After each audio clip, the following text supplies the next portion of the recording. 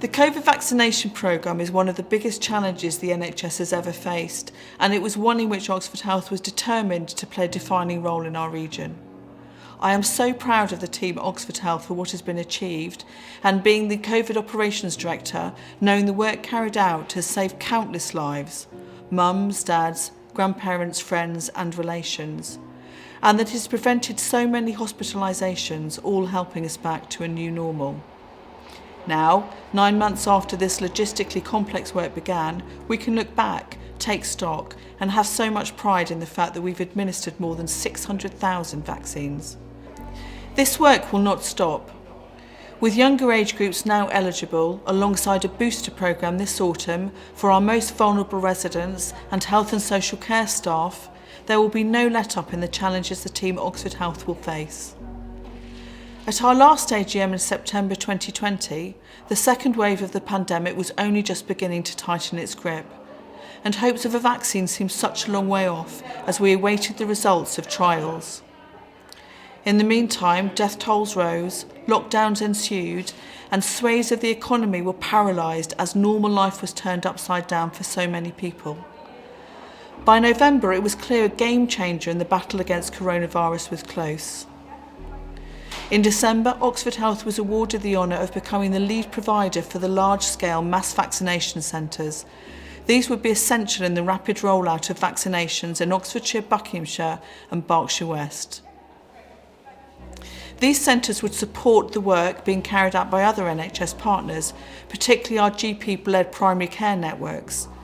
It was a time to embark on system working in its truest sense, with other trusts, clinical commissioners, local authorities, support agents and community partners. We were all working together with a common goal.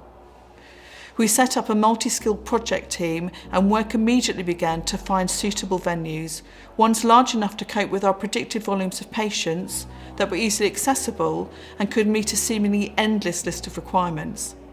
This included the ability to safely store medicines and enable secure IT network requirements. The biggest challenge perhaps was creating a sustainable staffing model which would not impact on the care we still had to provide on all our hospital wards and out in the community. We couldn't take staff away from their frontline duties, so appeals were made for those recently retired and healthcare professionals to join our ranks via an external agency and been trained in everything around the new vaccine. Teams worked unrelentingly to make preparations and it was a round-the-clock effort, but everyone gave their absolute all. Each and every one of us knew we had to make it work and work efficiently. I'm sure many of you, or people you know, have had first-hand experience of our vaccination centres at the Casam Stadium in Oxford, the Gutman Centre in Aylesbury and the Broad Street Mall in Reading. We moved out to the Medeski Stadium when football resumed and the Bucks New University campus when students were returning, so we've operationally stood up 5 centres in all. I'm so delighted that almost 99% of patients who filled an online survey said that they judged their visit to one of our vaccination centres as good or very good.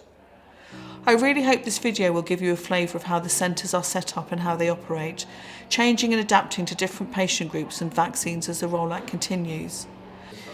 It will also chart some of the milestone events that have taken place over recent months. But first, let me take you on a tour of the Gutman Centre. This is where our team recently had the honour of vaccinating our Paralympic heroes.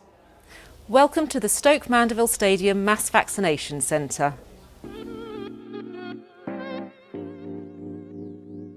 Our patients are greeted by security as they arrive at the Stoke Mandeville Stadium. Then they are taken through and checked in by the front of house admin team.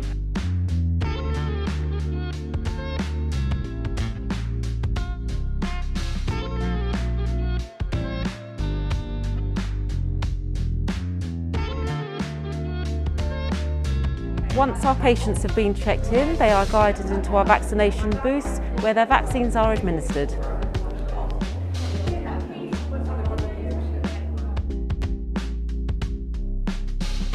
And then after that, they are guided through to the post-vaccine observation area where they are monitored by healthcare professionals for 15 minutes before they're allowed to leave.